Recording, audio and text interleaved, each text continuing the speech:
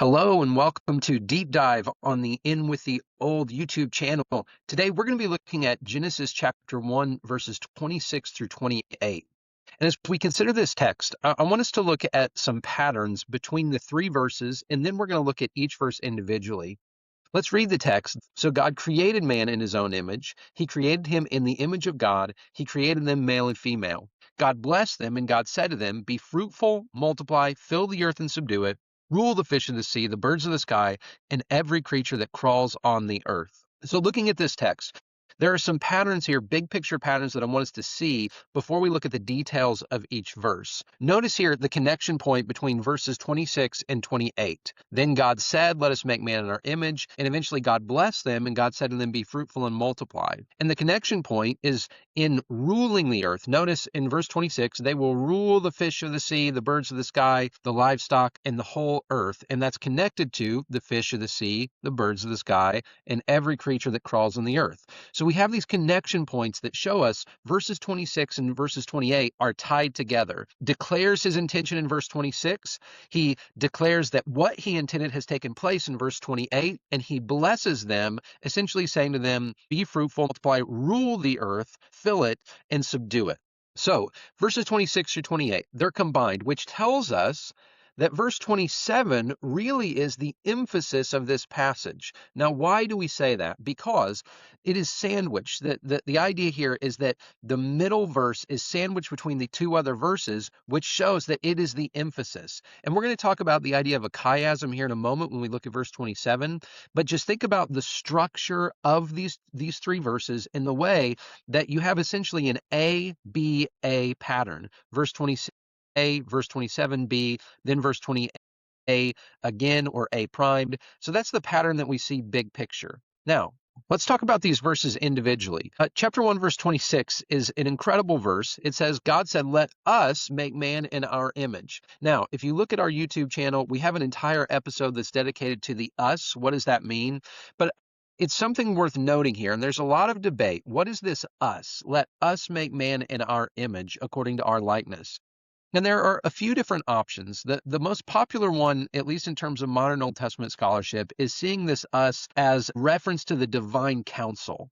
And what is the divine council? Again, there's an entire episode on this, but basically it's the idea that God, Elohim, is the high God who rules over all of the other gods. Now, if you know Hebrew, you know that Elohim is actually a word that can mean gods, little g gods itself, but in Genesis chapter 1, clearly it refers to God as the high God. Later, this God is going to be named Yahweh as we read through the rest of the Old Testament. But in verse 26, Elohim said, it's the word Elohim, but there's a singular, and this is what makes it so fascinating, there's a singular verb, which means that it's a singular subject. So why would a singular subject using a singular verb then say, "Let us"? And again, the most common interpretation here is that God is referring to the divine council, so that he is essentially saying to the angels, we could say, "Let us make man in our image according to our likeness."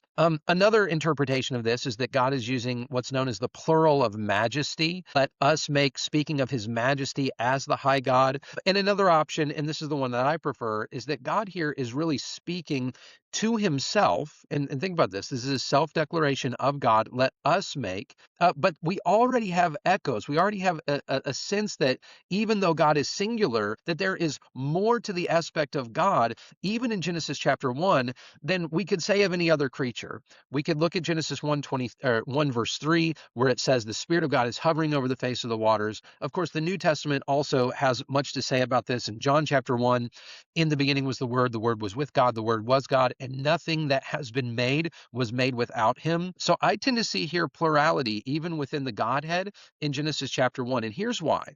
Because every single other reference in Genesis chapter 1, verses 26 through 28, uses singular verbs, singular pronouns, and a singular subject, God. And so even though there's a lot of scholarship that says, hey, this is probably the divine council, I think that contextually, and especially when we consider that in no other text does the Bible refer to humans being made in the image of angels. And notice the connection. Whoever the our is, whoever the us is, rather, in this verse, has to also be the our, right, in the next reference. And as you read through the Old Testament, and especially Genesis chapter 5, Genesis chapter 9. As you read through the New Testament, there is no reference in the rest of the Bible to God making humans in the image of himself and angels. And so as we look to this, as we look to the us and the our, what we see here is that has to be the same thing. And as we look at the fulfillment, which we will in a moment, it says explicitly that God made humans in his image. So those are the three options. Let us make man in our image, but then notice this, according to our likeness. Now, the imago Dei, the image of God, there are two words here, right? There are two nouns, image and likeness. Image is the Hebrew word selem. It's a word that's often used to describe statues. It's used to describe images as in idols. But notice here, when we think about the image of God, there's a growing popular awareness that this has the idea of kingship behind it. And that comes, again, from the word image, which is the Hebrew word selem. But what's fascinating here is that we often forget about the word likeness, which is also incredibly important. And here's why. And I'm going to do another video on this to explain it in more detail. But in Genesis chapter 5, what we have is we have these two words that are used again in tandem. They're connected. But what we have is the statement that Adam is made in the likeness of God, and then Seth is made in the likeness of Adam. Now, Seth is clearly the son of Adam, which means that the undertone here of likeness is the likeness between father and son. So, if we put these two words together, and again, they have to be read together. And by the way, just for anyone who knows Hebrew, the construction here in Hebrew, it could not make them tighter. In fact, there's actually a variant in a Hebrew manuscript that adds a conjunctive vav between them because that would be grammatically correct. I don't want to get into the weeds of that. If you're interested, then reach out and I'd be glad to talk to you. But here's the point. These two words function together. They cannot be separated. They are, in the technical term, a hendiades. Hendiades means one out of two. So as we think about this, we are made in the image of God, but also in the likeness. And it's because of both of those. So let's bring both of those concepts together, right? Image and likeness. We are made to rule under God, but we have the right, authority, privilege, and ability to rule under God as those who are made in his likeness. Now, if you're familiar with the larger context of Genesis chapter 1, you know that over and over again, it says God made, say, the plants to reproduce according to their kinds, or the animals according to their kinds. Well, in this sense, we are the kind that follows after God. And there's a lot of great scholarship that you can look up. Catherine McDowell wrote an incredible book and argues that kinship is also here in view. But as we look to Genesis 1:26, those are the major interpretive issues. But again, don't miss this, that image and likeness are connected. I'll talk in the text of Genesis chapter 5 about the Hebrew prepositions that are also important there, but I want to move on. So God created man in his own image. Notice again, his, singular. We have in verse 26, let us create man in our image, but clearly the pronoun is singular, the subject is singular, and the verb rather is also singular. Each one of these are singular, which means that we've got to wrestle with this tension. How can it be both our and us, and how can it be both singular and God's unique creation? So God created them in his own image. He created them in the image of God. Male and female, he created him. Now, I'm going to clear this out because I want us to look at the three different verbs that are stated here. If you're familiar with this passage, you know the Hebrew word bara. It's a unique word of creation that is used for God alone. Now see here that there are three times the word bara is used in this text. Three different times, which tells us there's really three different colons. There are three verbs of creation. This verb is unique. It's not used elsewhere in Genesis chapter 1. It is used in Genesis chapter 5, which shows the connection between those two passages. But as we look to this, God created man in his own image. He created him in the image of God. He created them male and female. This particular verse uses what's known as a chiasm, and that's following the Greek letter chi, which just looks like an X. But notice the chiasm. God created man in his own image. In the image of God, he created man. That would be a more literal rendering. It's almost a perfect chiasm here, which essentially it focuses on the act of creation in his image. And here's the point. In his image, the focus on image is what this text is trying to highlight. When you think of a chiasm, it's not just that authors like to use chiasms, they use them for particular purposes. And the purpose is it enables them to highlight what comes at the middle of that chiasm. And in this passage, the center of the chiasm is image. He created them in his image. He created them, and then once we look at the chiasm, notice male and female. Now, I want us to look at the male and female aspect of this for just a moment. It's incredibly important. And as we think about why, here's the reason why. When you read Genesis chapter 1 is widely seen in Old Testament scholarship to be a polemical text. What does that mean? Polemical is a technical term that basically means this, not that. In other words, it's meant to correct something else. When we read Genesis chapter 1, it's unlike other texts of the ancient Near East where you have many gods who make the earth in various ways, whether by killing each other or by sexual interaction or whatever it might be. When you read Genesis chapter 1, there are not plural gods. There is not a divine battle. You have God, the God of Israel, who creates by his own words the entire cosmos, and he rules and reigns over them. He establishes them as he desires, and he does so ruling and reigning from his throne. Now, knowing that, and there are all kinds of other details. For instance, God creates the sea monsters. He puts them in the ocean. God creates the sun. There is no, the sun and the moon and the stars. They are not somehow divine beings outside of his control. No, he creates it all. Genesis chapter 1 is a polemical text pushing back against the misunderstandings of the ancient Near Eastern culture and the other teachings that the Israelites would have been very familiar with. But God says, no, no, no, no, no.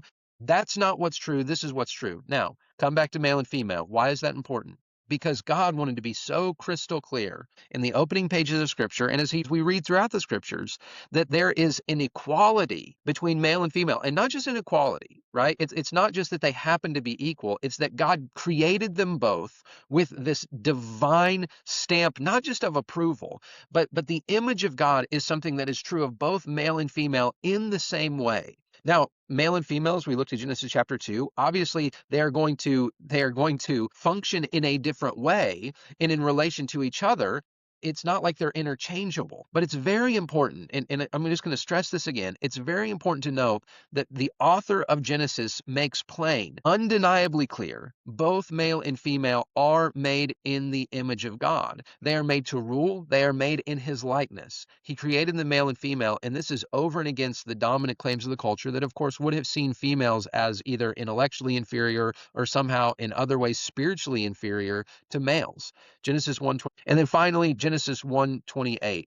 Now, in one sense, this is a fulfillment text, but I want you to focus on this. God, again singular, blessed them. He blessed them. And as you read through the book of Genesis, the blessing of God is going to be incredibly important. That the blessing of God comes as a sign of his approval, but also as a sign that he is going to do his part in bringing about the fulfillment of the blessing. This is true not just in Genesis 1 through 11, but also the rest of the book of Genesis. God blessed Abraham, and then he later in Genesis 15, he blesses him in Genesis 12. In Genesis 15, he ratifies the covenant. This shows that God is invested. And notice God's blessing is also tied to being fruitful, multiplying, and filling the earth and subduing it. God doesn't give commands that he doesn't then bless people with the ability to fulfill them. God blesses them and then essentially says, my blessing, you can think of it like this. God's blessing is not just a blessing of word. It is a blessing of his power being bent toward the fulfillment of what he has proclaimed as blessed. So he gives to Adam and Eve the ability to rule and to reign, to be fruitful, to multiply, to subdue. He creates the world in such a way that they can and should fulfill the commands of the high king, who is God, under him as co-regents, as royal children. There are many different ways that we could describe this. But notice then the last aspect that I want to highlight here is notice the scope of their rule, right? Rule the fish of the sea, the birds of the sky, and every creature that crawls on the earth.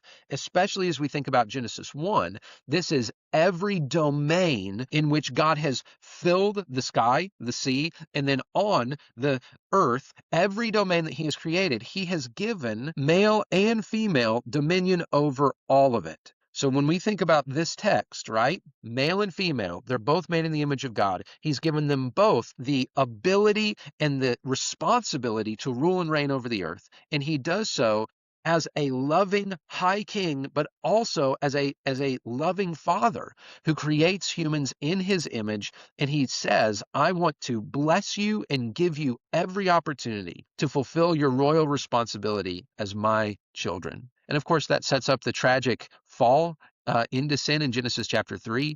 It also sets up all of the events that follow in Genesis 1 through 11, and then God's plan of redemption throughout the rest of the scriptures. So as we look to Genesis 1, 26 through 28, this gives us a vision of what these texts mean, and I hope that this video has been helpful for you.